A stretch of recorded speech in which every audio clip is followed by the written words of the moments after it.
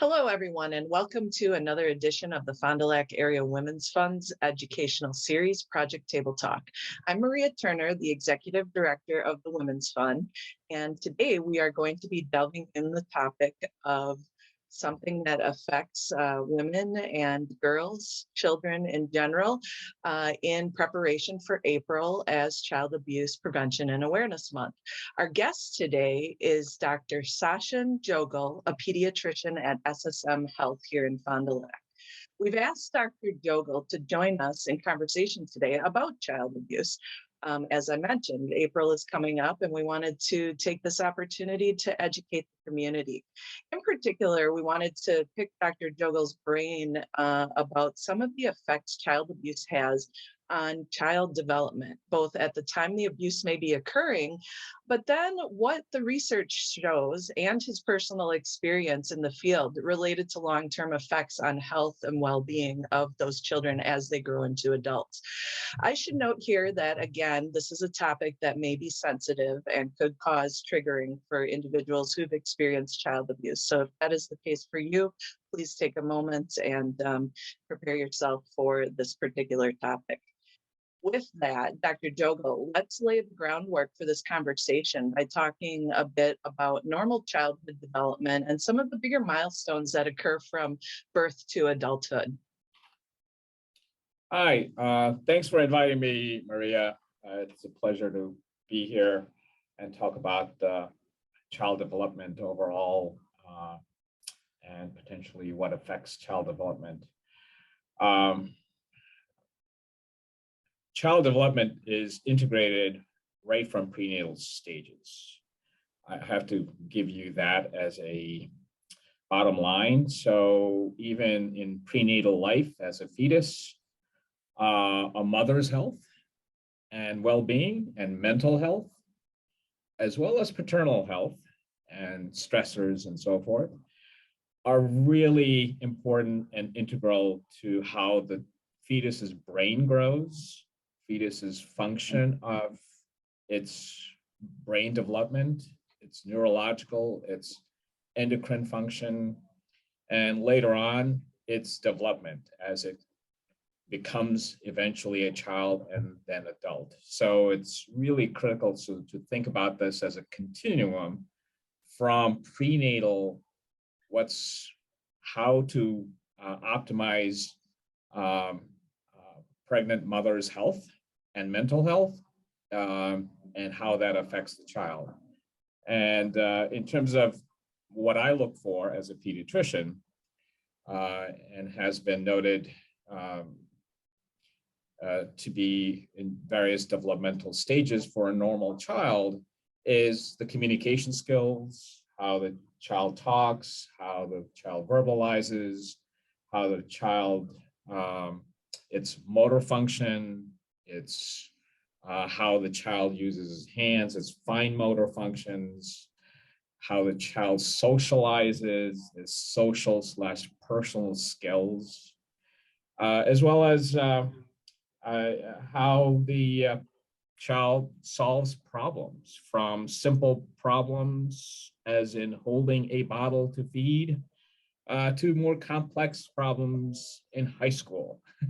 So that all underlies how it grows as a fetus and how that the normal health is implicated later in life.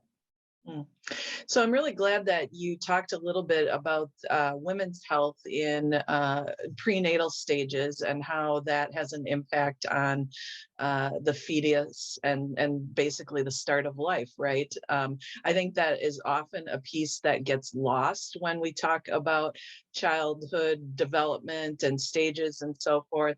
I know it's been a while since I was pregnant, but I don't remember a lot of information being given to me as a mother experiencing that on either of my two my pregnancies with my two children. And the older I've gotten, the more I've learned how important that is to present day. And so I think that that is huge and needs to be stressed along the way. And I think that's critical to what we're talking about today. And then obviously you pointed out, I remember leaving each of those well baby appointments with my pediatrician, and you get a whole sheet of, at this age we should have been accomplishing this, and sometimes there was a little bit of guilt as a parent, going like, what have I not done right, that whole thing. Have I covered all of these things, and am I sure my child is on track? So I know there's a lot of pressure for parents to meet those milestones, and so forth. Obviously, when there is abuse going on within a home, those milestones are going to be stunted. So let's talk a little bit about some of the things that show up. Obviously, I know, no two children are the same in normal development. So obviously, two abused children aren't going to be the same either. But maybe you could touch upon some of the things that you look for as a practitioner in identifying whether there are concerns with a patient that you might have. Yeah.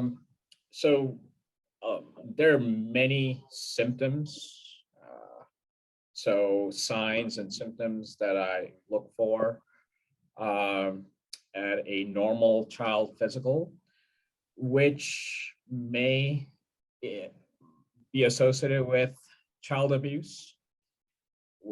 But a lot of these symptoms are so overlapping with so many other reasons why the child may have the symptoms that I do not want the parents or the listeners to think or be anxious, oh, my child has this, therefore is he being abused? It's so much of a broad category, and these symptoms are so generic.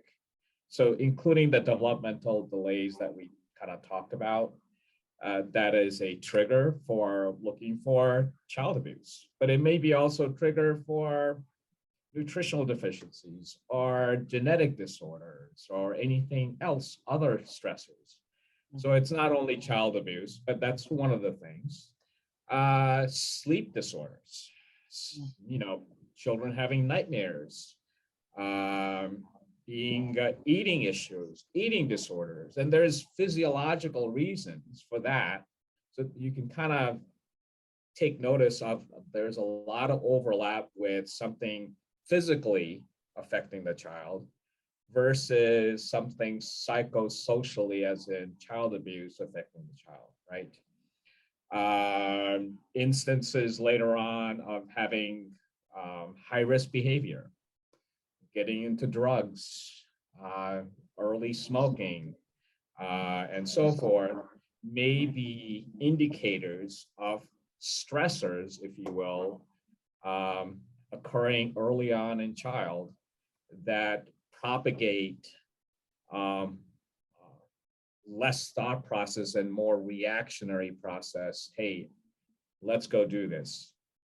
So those kind of things I look for, but again, taking a premise that let's take a step back, and if these symptoms occur, this equates to child abuse. That's not the case, right?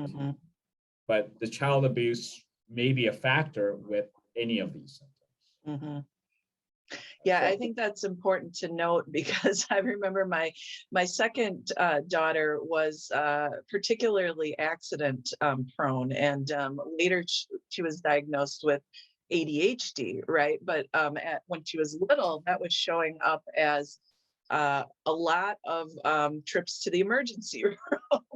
She was very impulsive, and would take risks, and then would be running across the living room and fall down and broke her arm, and so we were going to the emergency room on a regular basis, and I joked that they were starting to know us on a first name basis, right? And started to get a little nervous, right? Because it's like, oh my gosh, I hope that nobody thinks I'm hurting my child here. And obviously that wasn't the case. She was, but one of those other things was showing up, right? So she was later diagnosed with ADHD, and that did show up as a toddler, jumping on the bed and falling and having her teeth knocked up into her gums. We had a good time with her. But so I think it's important that for parents to know that when practitioners maybe start asking questions that feel a little bit like perhaps invasive, that it's really just about getting to the bottom of what might be going on developmentally, and finding that early, because obviously this, I don't need to tell you, but finding those early intervention is key in helping with that. Let's talk a little bit about the not in the moment, right? So I think when a lot of people think about child abuse and neglect, there's these images of child with bruises on them and things showing up like very obviously, the physical impacts of that as they are children. But you can talk to the long-term effects a little bit for us. Tell us some of the things that as a child gets older and moves into adulthood, what does that look like in terms of, long-term physical effects and particularly common ailments that might appear in adults who were abused as children? So let me point to a particular category, a process called early childhood experiences, called ACE. And it was initialized by folks at Kaiser Family Foundation in California and the CDC in the 1990s. And the famous ACE study, which you can look up, describes these adverse experiences in children as 10 different categories. And 3 of the categories of these 10 equates to child abuse or abuse as children. So there's physical abuse, there is emotional abuse, there is sexual abuse, okay? And the other categories that impart this ACE experiences is neglect, so physical neglect, emotional neglect. So it's not necessarily abuse, but it's just neglectful. I don't want to deal with it, kind of a category, as well as household dysfunction. So parents or caregivers or siblings having mental illness, fathers getting incarcerated, mother having family violence or treated and so forth, substance abuse. So these are all categories, if you will, of ACEs, experiences that are adversely affecting children, that have long-term, long-standing consequences, what this study found. And to give you a broad 3 descriptions as to categorizing the consequences, one is physical health. That includes chronic illness like asthma, like pulmonary lung disease. That includes things like even cancer, increased risk for cancer. That includes common ailments that routinely we see, even in me, headaches, stomach aches, and so forth. That includes eventually having these illnesses, disabilities, and so forth. So that's all physical ailments that occur long-term, all the way into elder adulthood. The second category of consequences is their well-being. So experiencing these ACEs affects children and eventually adults with their family relationships, with their self-worth and confidence, with their success in school. Things like school attendance or school graduation rates. The more ACEs one has, the more adverse of these effects happen. Their income level, their employment status is affected. So somewhat indirectly, not knowingly, we have associated having ACEs, having these adverse events, including child abuse as children, later on affecting their lives in such ways that are detrimental long term. Behavioral, mental health, so emotional, like violence, getting into legal trouble, substance abuse, incarceration rates increase with ACEs and so forth. So having some mindfulness with the legal system, if you will, we are teaching as a society, starting to teach and educate schools about why someone may be bullying, why someone getting into trouble all the time, why someone getting into legal trouble in terms of, catching. So when the police catch adolescents or and in terms of automatically giving them a jail sentence as incarceration, taking a step back as to why the child is doing this. It boils down to, in a lot of cases, having had these experiences. So, yeah, I mean, I worked in a domestic violence shelter, not in direct client services, but alongside lots of advocates. And that connection of bullying is key, right? Because I don't think a lot of people think about that. But if you talk to advocates in that field, they'll say that, bullies are not born. That's usually a learned behavior that someone had to model for them within the home, and then they go and they act it out in a school setting, right? And so delving a little bit deeper in something like bullying, I think is a key thing to talk about. And some of this is really interesting to me for our agency, because we have various what we call foundational pillars that we work toward in supporting women and girls and providing greater opportunities for them to grow and be successful in the community. And we are currently involved in our Fond du Lac Says No More initiative, which on face value is about domestic violence, sexual assault, and child abuse, and the remediation of that, and trying to reduce the after effects of trauma associated with that. And so at times things have come up where safety, dignity, and freedom from violence is one of our 5 foundational pillars.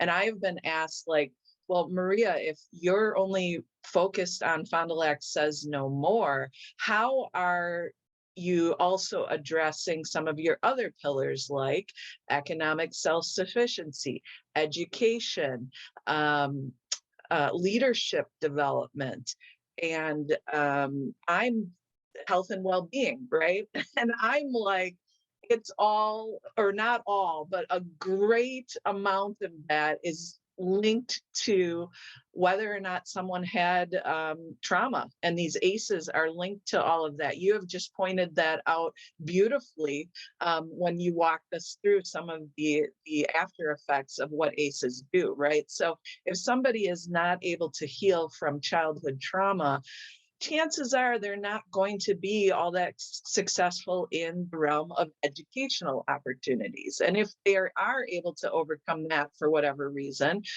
they get in the workplace, and perhaps they have some leadership skills, but they get in their way, right? Like they'll be triggered, and so there'll be aggression in the workplace that shows up, and people are like, whoa, where did that come from? And so it's very interesting to me that when we say the word trauma, it feels so big to people that the understanding of how that affects so many other things is a little bit lost. And so I'm glad we're having this conversation, because it really is important to connect those dots for people to know that if we are not able to address some of these things for children as they grow into adults, it's that whole repeat the cycle of fill in the blank. So repeat the cycle of domestic violence, repeat the cycle of poverty, repeat the cycle of, whatever else we want to talk about,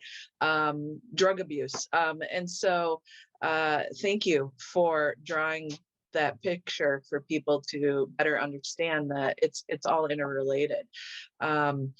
So that brings me to go ahead. So going with that, repeating the cycle aspect of it, intergenerational trauma is a big deal. So what a parent or parents' past traumatic experiences are affects the fetus, it affects the child, and propagates their ACEs or their toxic stress. And it's a domino effect to the next generation. So it's really important to treat not only the child or manage the child, but their caregivers and what they have gone through, and be mindful of their trauma as well, in order to minimize propagating that to the next generation. So, yeah. Wouldn't you say, Sach, that understanding is somewhat new? That idea of how one generation kind of passes along trauma to the next generation without it actually maybe showing up. You don't have to be abusing your own child, but if you went through that yourself, all of a sudden, there's things showing up, and you may be wondering, like, well, how did that happen? Like, I've been the ideal parent, which there is no such thing, right? But yeah, I mean, I think that's a relatively new finding in the medical community, correct? that is correct. And it's just a aspect of building your brain structure, not just structurally. So for instance, maternal stress experiences evidence that their child has smaller brains than parents who are not as stressed. So something physiologically is occurring, and there is particular reasons why. So for instance, maternal stress increases your certain endocrine levels, your cortisol level, which affects not only your maternal health, but it propagates adverse effects on the baby's brain and their physiology.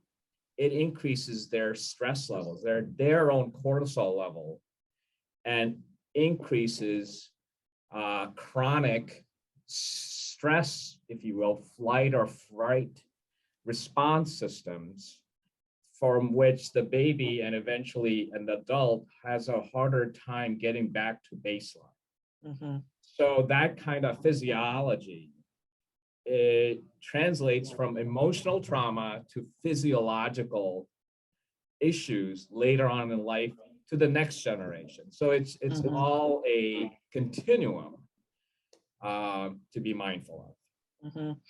So someone listening right now, a mother might be thinking, oh my gosh, over the last about 2 years during the pandemic, we've all been under much greater stress levels. And so what you said may be a little bit alarming to some of the moms of new, especially of new babies, right? And so what would be a suggestion to those mothers in terms of perhaps regulating some of that stress and minimizing that for their children?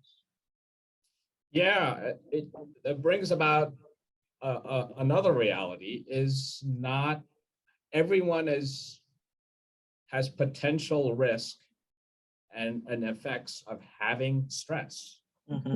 There's no avoidance to that. So the pandemic created stressful situation in varied ways to everybody without even knowing about it. And I cannot control it. You cannot control it. So stress lives with us in spite of, and we have no control. A child has no control over their father or mother being incarcerated or being in drug abuse or family violence, but in order to,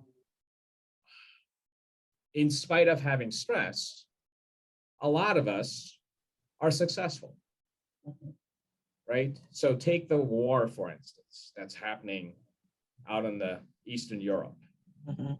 All those families are being chronically stressed right now, and they didn't even know about it in January, okay? Right. So how do they cope with their situation, there is evidence for us to have protective factors, what we call protective factors, to minimize the consequences of stress that everybody endures, but to minimize these adverse consequences. And in order to do that, we need to be mindful of how children grow right from prenatally all the way through adulthood, and build those protective factors in those kids and therefore adults, starting from adults. Starting from being mindful that you yourself as a grandfather, grandmother, mother, father, have potential, what we call in our neuropsychological world as ghosts in the nursery.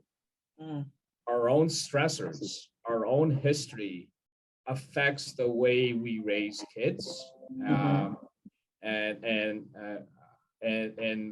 affects the way we bond with our kids, affects the way we build relationships with our kids and others, being mindful of self-regulation. So for instance, that flight or fright response is the response from our own system, our own endocrine system, increasing the hormone levels like the adrenaline, okay? Norepinephrine, epinephrine. And it's a natural response. And we get sweaty, we get increased heart rate, our respiratory rate goes up, and we get anxious. That's what causes that response. So if we're mindful and catch ourselves, oh my God, my heart rate is racing, I'm sweating, and we can control those things.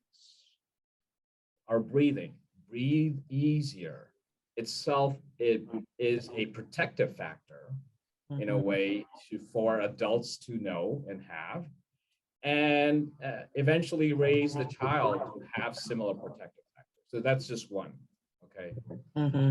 So building that right from start of the child into adulthood will minimize the adverse effects of stressors that are inevitable in society. Yeah, I think you bring up several key points. Like, one is that I think we live in a society where parents would rather bubble wrap their children to try to protect them from all potential stressors and threats and harm that can occur. And some of that has to occur for normal development in order for us to understand that there are times when we may not be fully safe. I'm sure that goes back to some sort of prehistoric responses to perceived threats. And so having that and allowing that builds those protective factors, I feel. And that's hard as parents, right? Because we don't want our children to have to experience anything that causes potential suffering or harm. But at times that's how they learn and that's how they develop. I also think that it's important to stress how intuitive kids are in knowing what is happening in their environments, right? So they can feel a parent, they can feel the anxiety coming off of a parent. I believe they can sense within their environments that something might be off. Like a lot of times, and there's been a lot of studies again with domestic violence, that a child does not necessarily have to have been physically hit or even necessarily in the same room where the violence occurred and still be impacted by that, because they can sense it within the household that something is happening and something is off. So I think those are critical pieces for you to be bringing forward as far as how in tune kids are with their environment. Now let's talk a little bit, you and I had a conversation before this, and I wanted to talk a little bit about the word resiliency. It's a word that I have found used, I feel somewhat overused whenever individuals discuss the topic of children and child abuse and their ability to rebound, let's say, from what has occurred to them. For me, I've kind of always, whenever I hear that, I bristle a little bit, because I think that word in and of itself, the definition of that word is that there's a bounce, like something happens and then you just almost magically heal from it. And we know that that's not necessarily the case. So let's talk about that a little bit. What does it take for a child who may have experienced child abuse or neglect, sexual assault, any of these major traumas in childhood, to truly become resilient and get out of that state of crisis and falling back into their trauma responses? So yeah, it is, resiliency is a big word, and it may be used in a variety of ways, but it has specific meaning to it in terms of particularly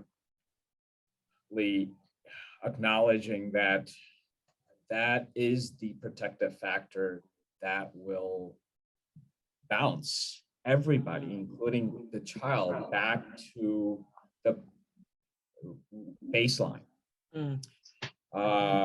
And so it is a bounce back and healing mechanism, but it's not magical. Right. Instead, what I think about it is instilled in everybody right from the start, right from birth, right from pre-birth. And it takes a village to build resiliency in each person. And that involves, so a definition, actually, it's like the ability to cope with a crisis or adapt to a crisis and come out of the crisis to the pre-crisis status, and even be stronger from it, to learn from it, right? So the next crisis, you may be more resilient to, in a way, right? And the quicker you come out of a crisis, a stress, the less likely you will have long-term consequences. So the longer the state of mind, state of endocrine dysfunction, cortisol levels being high, your fight and fright response being constant, your body and mind become attuned to that new higher levels of cortisol, new higher levels of epinephrine, norepinephrine, adrenal mechanism, and therefore remain in that state and refractory to coming back to baseline. So your heart rate may stay above where it should be, and so forth. So in that sense, if we can help people to recognize that and reverse that earlier, so their bodies don't get, quote, used to that higher state of stress, they'll be more resilient with subsequent stresses that occur inevitably in their lifetime. Okay. So give me a couple, like give me some tips on, I'm a parent. How do I get my child to calm down in those moments where they are ramped up, and all of their hormones are all over the place? Like what are some tips that you would have for parents in those situations? So in that situation, I would look at if I'm the parent and I am a parent, Mhm. I myself find myself in a reactive mode with the child's reaction. Mhm. So if the child is crying, if the child is temper tantruming, Mhm. if an adolescent is going out of the house, whatever, I get huffy and puffy myself. Mm. Okay? Yeah. Or don't want to deal with it. I just like put on the TV and let the child cry. Mhm. Uh, so being mindful of your own reactions is the start of everything. Mhm. And be mindful of why the child is reacting would be an important factor to kind of think about how you react to the child. Mhm. So your own reaction facilitates the child to propagate that further or to reverse that. So if you yourself are calm, and there's studies, when you hold a child, if you're calm, if your heart rate is lower, if your breathing is lower, the child heart rate and breathing and calmness is better. Mhm. So what you do transfers to your child. So recognizing that itself is a big thing. So again, it boils down to that generational issue. Mhm. But that's short end of it, right? In Mhm. that setting, the child not obeying, the child, your reaction to the child in that mode to calm the child down. But long term, there are resiliency factors, if you will, that help in the long term, right from prenatal that we talked about, Mhm. um, decreasing your own stresses, increasing your attunement, we call it like interaction with the child, bonding, Mhm. nurturing, being responsive to even the child's cries and not just letting the child cry and you go do your own thing because you don't want to deal with it. Mhm. So responding to the child may actually indirectly or more directly lets them understand that there is somebody who cares about Mhm. and is reacting to what I'm trying to convey, even as a 1 month old, because Mhm. they have no other way to convey what they're trying to say. Mhm. So it's just that reaction, eye to eye contact is so critical to, in terms of listening to the child. You want your child to listen to you, maybe you should listen to the child. Give that example first, right? Mhm. That creates that resiliency factor, the protective factor that, hey, there's someone who cares about me, no Mhm. matter what I do. Mhm.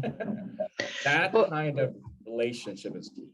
yeah, boy, this job of being a parent, it just never ends, does it? No, You're responsible the entire time. So it does get to that whole idea of, put your own oxygen mask on first. And exactly. we're talking about the remediation and the prevention of long-term effects on our children.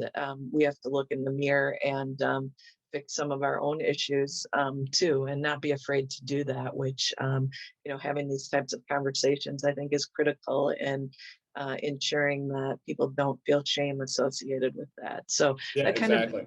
brings me into the next last piece I want to talk to you about is that you've taken a new role here in our community, the Fond du Lac community, leading CSI efforts. So tell us a little bit about what CSI is, what's the goal of the group, and how does that align with your work as a pediatrician? CSI is community service integration. That's exactly what it is. That's what the name stands for. Mhm. It's to integrate the community stakeholders and individuals and expertise from healthcare to law enforcement to school district to Fond du Lac Health Department to libraries to museum, children's museum, and so on and so on and so on, into a collective, collaborative group with common goals of building success right from childhood all the way throughout their lives. And that equates to optimizing their physical health success, that optimizes their mental health success. And all that goes in between. That includes building resiliency, that what we talked about, right Mhm. from prenatal stages. So we have a group currently outside of CSI, but going to be continually be involved with CSI that is formulating just prenatal health for mothers to be, fathers to be, right from building those protective factors and being mindful of their own stressors, being also mindful of their own physical health, because one's physical health as a mother imparts physical health issues in children,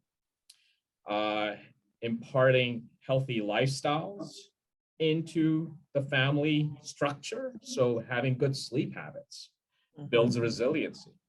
Having good nutrition builds resiliency. Having good physical health in terms of active sports, exercise builds resiliency.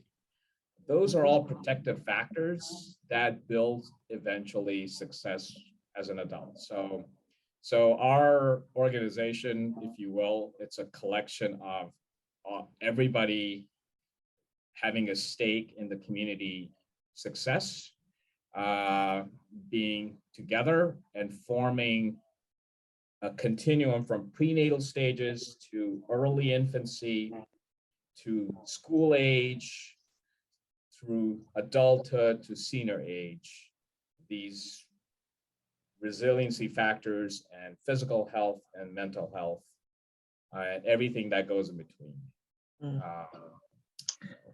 Well, that's great work. I appreciate you taking on that extra added piece of helping out the community and being involved in all of that. That's definitely going to serve the Fond du Lac area for years to come. So thanks for taking that on. And thanks for the conversation today. I think this was really beneficial. I learned a lot, and hopefully our listeners did as well. I appreciate anyone who's tuned in here today. We are going to wrap this up. I know we could talk probably for hours on this topic. Dr. Jogal, appreciate you so much. In 2 weeks, we will also be wrapping up our three-part series that somewhat dovetails into this on mental health with our two women of achievement, Keziah Love and Caitlin Keneally, who are local therapists. And we'll be talking a little bit more about the stigma of mental health in general. And so some of that starts in childhood, but we'll talk a little bit about how that shows up as adults. And that is the final lead into our upcoming 18th annual Power of the Purse Mind If Luncheon, where mental health will be the focus this year because it's the theme that's on everyone's mind in this post-pandemic experience that we've all been through and all felt, and had to really look at and address our own personal mental health and the health of our children, really. So I appreciate you coming on. It's all part of our Fond du Lac Says No More initiative, supporting our mission at the Fond du Lac Area Women's Fund of facilitating bold change for local women and girls. So thank you so much. Thank you for having me, Maria.